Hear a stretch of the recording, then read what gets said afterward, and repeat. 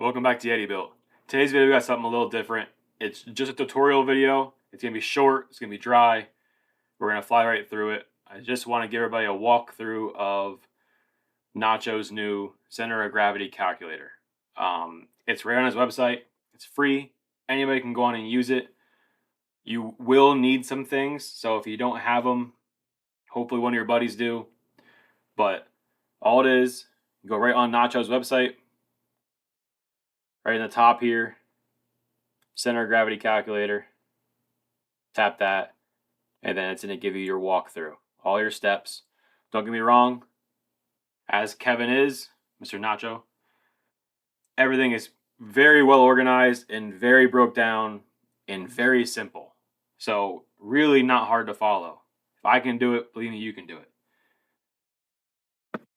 For a couple of things that you're going to need the Sky RC 4-corner scale or some kind of other 4-corner scale that works for RC cars.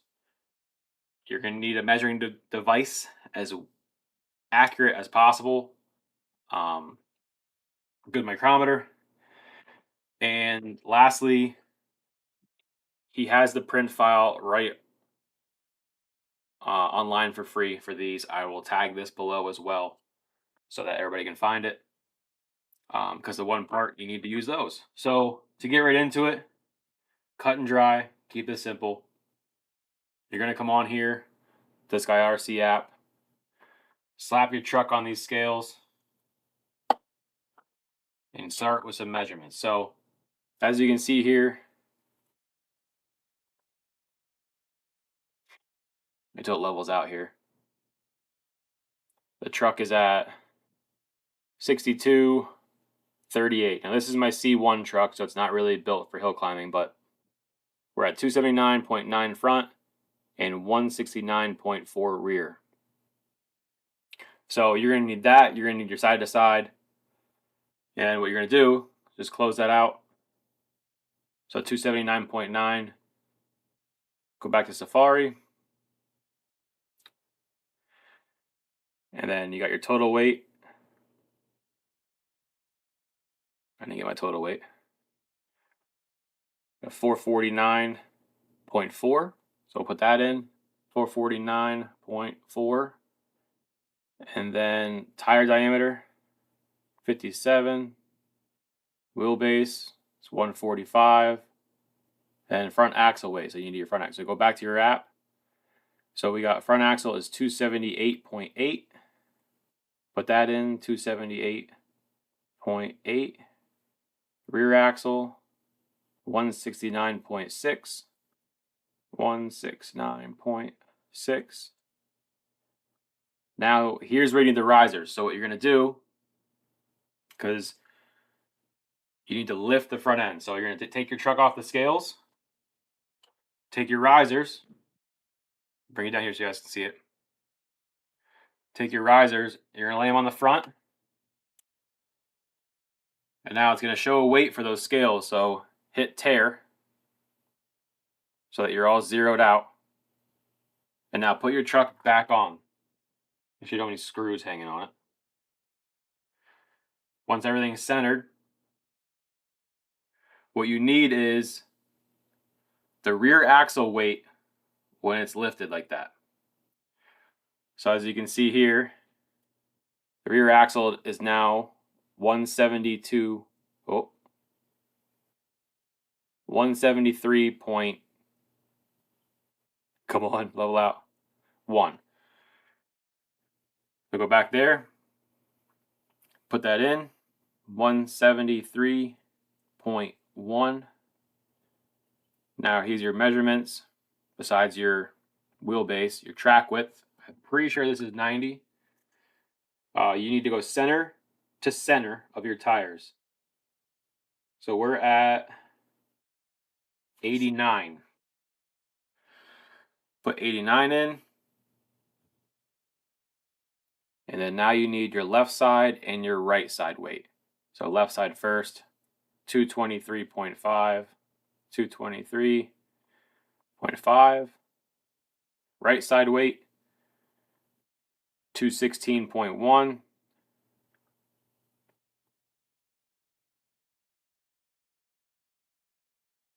put that in.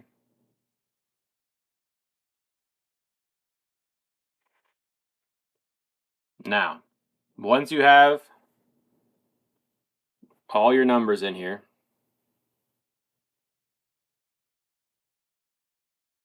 everything you got, it's going to give you your center of gravity. As you can see there, we're literally below where the body would be. So we're below center line of axle. Right, I would say right at the back. Right at the maybe middle of the skid, honestly. And it shows 90.0 mil from the rear axle is my center of gravity. My center of gravity height, 33.8. So we're just below where the tire is on the wheel, top of the wheel. Side balance, left to right and center. So that's our dead center, looking down from the top. And then it shows that we're 42.8 mil left wheel center line. So we're 50 left and 48 right. So we're basically balanced. And it gives you a quick analysis breakdown. So we're front heavy, 62% front, good for descent. Watch for understeer. We got good low center of gravity at 33.8 for excellent side hill. And then our side balance is excellent, 50 to 48.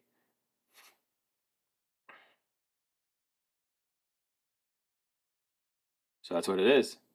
Like I said, super simple, super cool little quick breakdown. Like I said, the website is great. If you can read, you can do it as long as you have everything you need parts-wise and tools-wise. But that's it. Super simple, cut and dry. Maybe he'll tag this video on his website for ease of follow or what, but believe me, the website's easy. It's gravy. Really cool information that we never had before that we do now, so it's cool to see. I think going from here, what I would like to do is test little weird things that no one's really tested before to really see about differences, like how much difference this motor makes being all the way up here versus this is motor in the frame rail. Brass goes all the way around versus brass just in the front. How much does a brass serve up front help or hurt versus an aluminum one?